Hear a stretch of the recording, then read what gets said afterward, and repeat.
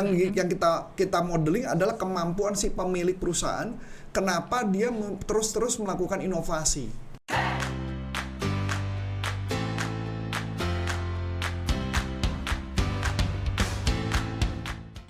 Halo Sobat Sales dimanapun Anda berada, jumpa lagi dengan saya Namilani dalam YouTube channel Coach Antonius Arif yang membahas tentang selling dan marketing.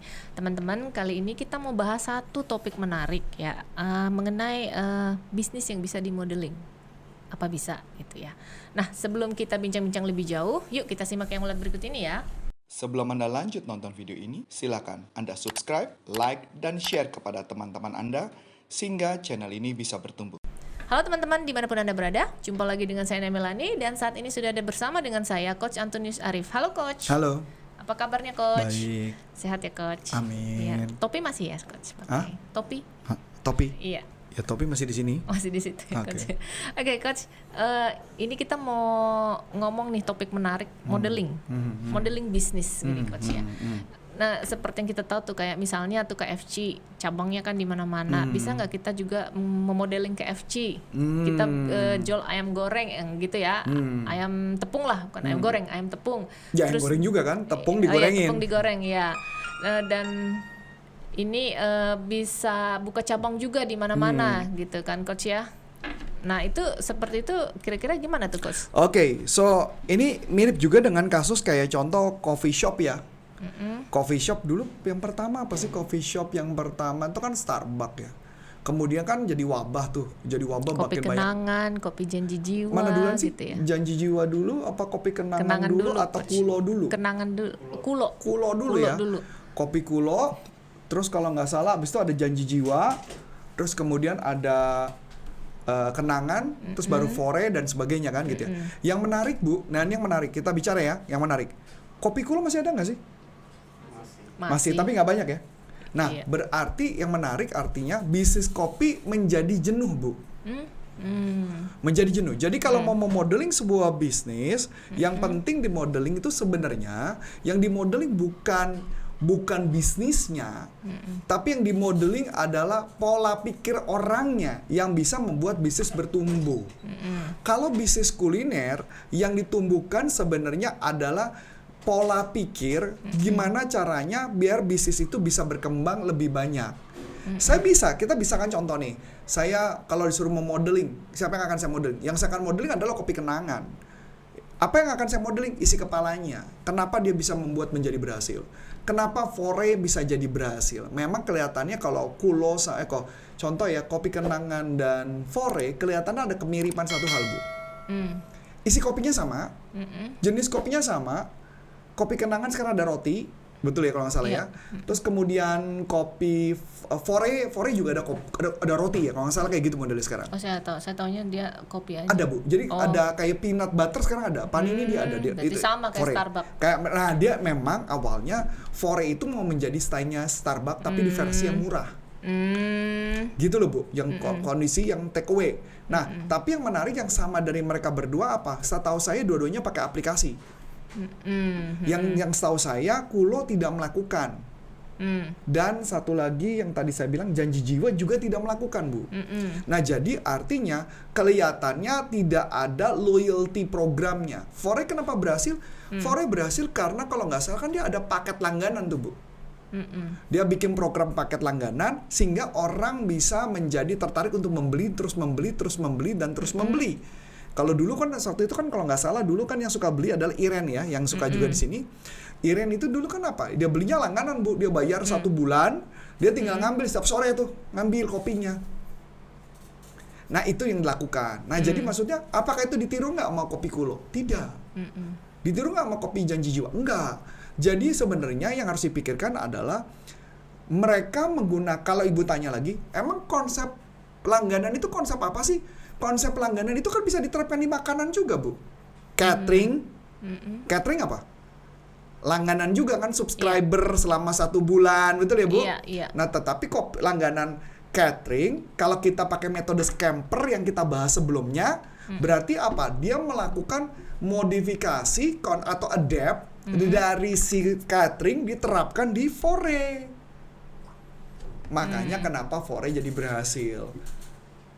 Masuk akal ya Bu ya? Iya. Jadi sebenarnya kenapa bisnis gagal bertumbuh? Karena mereka tidak ada inovasi. Kopi Kulo, kopi apapun, bahkan kopi Su kan sempat naik daun ya. Kalau nggak salah kopi Su dulu tuh gara-gara dikasih regal. Sekarang udah nggak menarik Bu, makanya turun. Kopi Su artinya kopi susu? Soe, kopi Su. Kirain kopi Itu kan susu. ada di One Belpa kan ada kopi Su. Yang sebelah yang tempat jual jambu biji yang biasa ibu sering beli. Nggak ingat. Yang di depannya Rejuve Jus. Oh iya. Nah itu ada kopi Su. Sudah tutup ya? Kayaknya sudah tutup.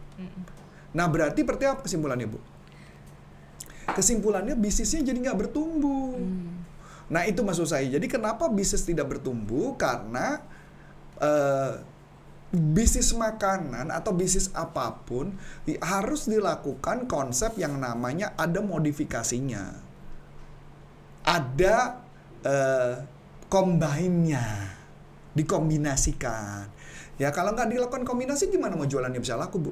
Maka metode scamper menjadi bagian yang sangat penting dalam sebuah bisnis.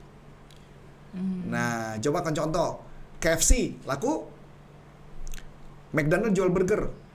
Supaya laku, jualan ayam. Tapi ayam KFC sama McDonald bedanya apa? Misalnya, McDonald pakai telur, KFC enggak ya kan? Enggak. Nah itu maksudnya kayak gitu contoh. Jadi ada penambahan, ada kombinasi. Ayamnya juga beda, lebih crispy KFC. Crispy KFC, dan yang jadi masalah yang menarik adalah McDonald juga laku kan? Nah itu maksudnya. Tapi McDonald juga mau kalah. KFC juga mau kalah. Dia buatlah kombinasi pakai apa misalnya barbecue.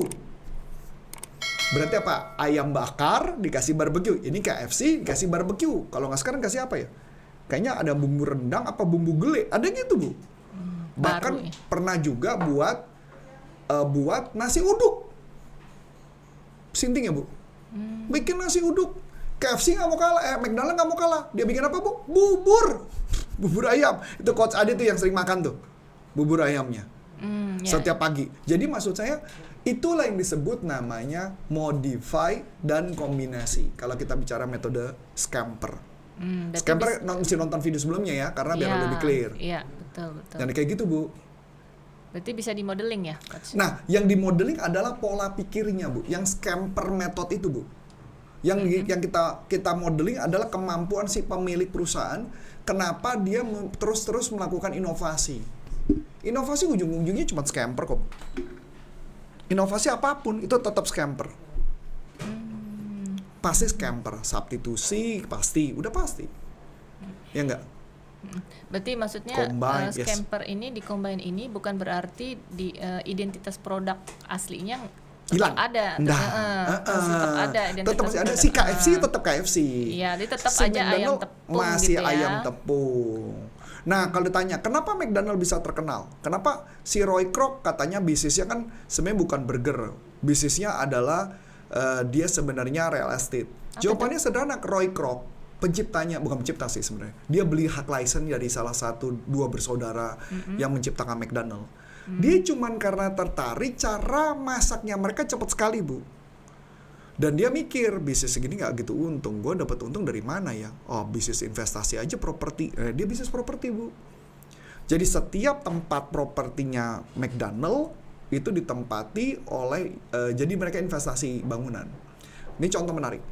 Kan dulu di Indonesia kan yang punya McDonald itu kan yang membeli hak license-nya kan siapa namanya saya lupa ya. Pak Rahmat atau Pak siapa saya lupa ya nanti tahu. Bukan. Yang sebelumnya. Rahmat Astra? Bukan Pak Rahmat Astra, nggak ada hubungannya sama Astra Bu. Sebelum Anda lanjut nonton video ini, silakan Anda subscribe, like, dan share kepada teman-teman Anda sehingga channel ini bisa bertumbuh. Nah jadi di bagian bawah itu nanti lupa saya siapa itu ya, silakan nanti Anda berikan komentar ya.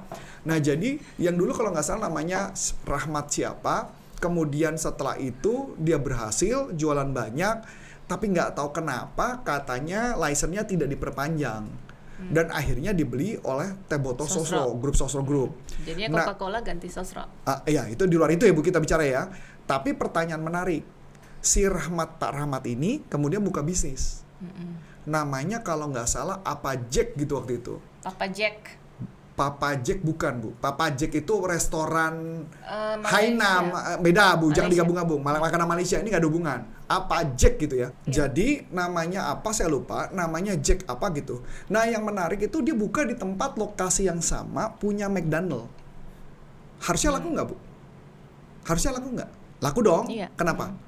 Karena si Pak Rahmat ini yang sukses membesarkan McDonald di Indonesia, harusnya dia bisa dong, duplikasi dong. Iya. Enggak Bu, tutup bangkrut. Oke, jadi artinya bahwa seseorang yang bisa sukses di bisnis tertentu, ketika dia membesarkan franchise, dia sudah punya dapat idenya, ketika dia mengulangi cerita yang sama dengan bisnis yang apa Jack gitu saya lupa, dan ternyata dia gagal. Dia gagal. Nah, pelajaran penting apa, Bu? Bahwa kita tidak bisa memodeling isi kepala penciptanya. Kita cuma paham cara menjalankan bisnis, tapi tidak paham bagaimana cara melakukannya. Mungkin kelemahannya dia apa?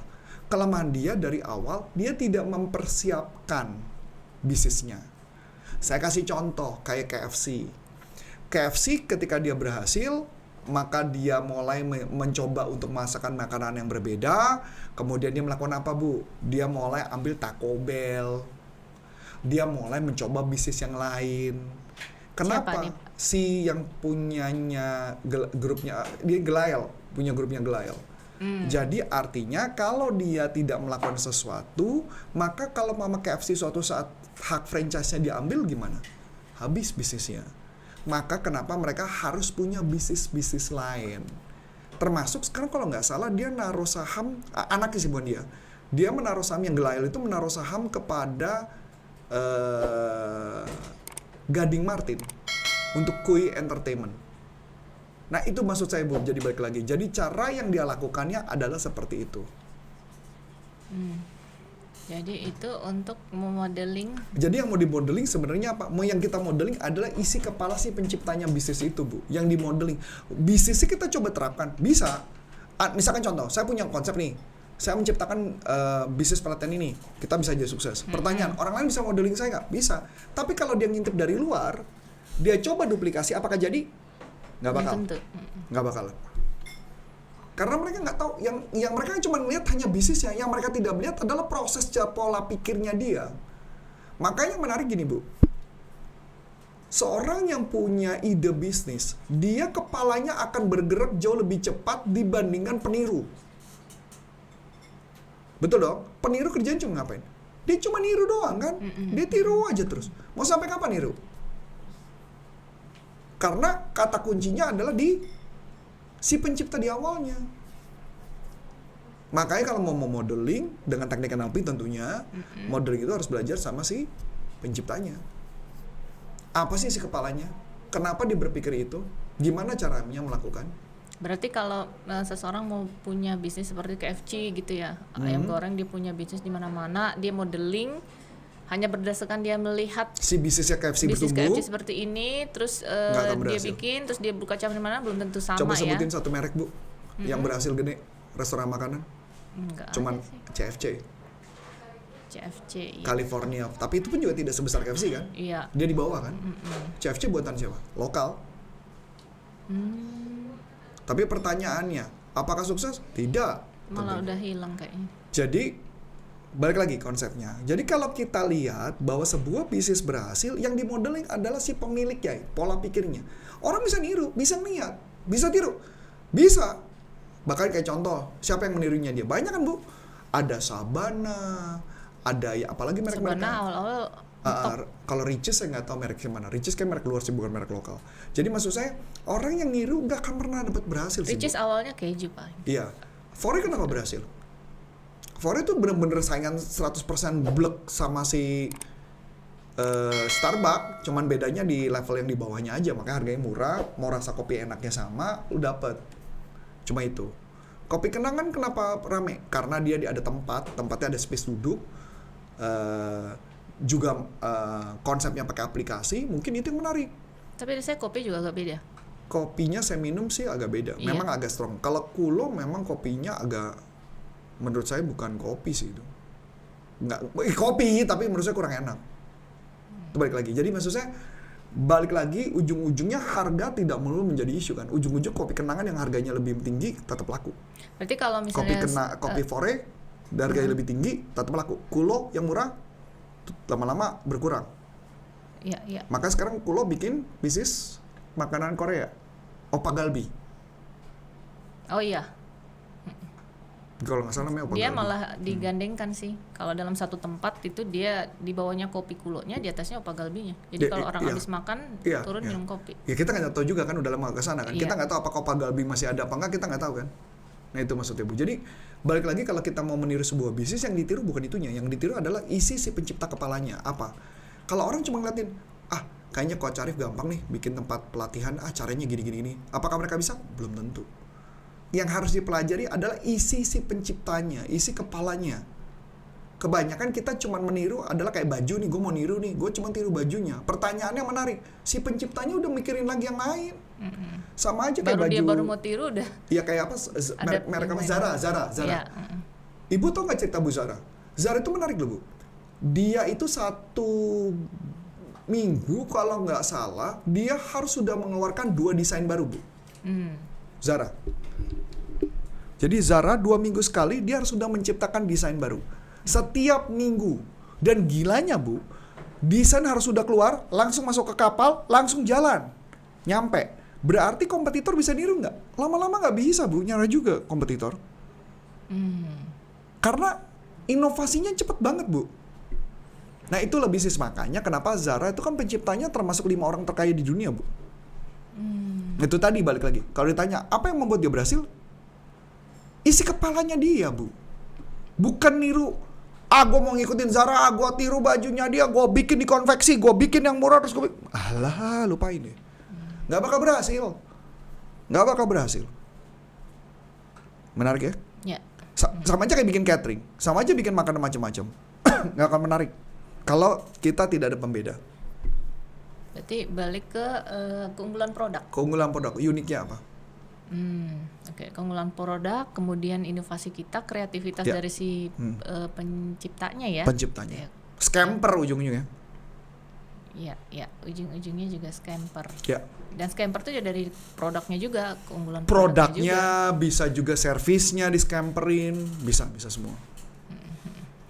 Oke, sahabat sales, berarti memang memodeling suatu bisnis itu bukan hanya kita lihat dari bisnisnya ditiru, bisnisnya kita tiru terus kita pikir ya bisa nih diikutin gitu, langsung buka cabang banyak gitu, enggak juga gitu ya Coach ya, tapi memodeling justru dari si penciptanya. Ya.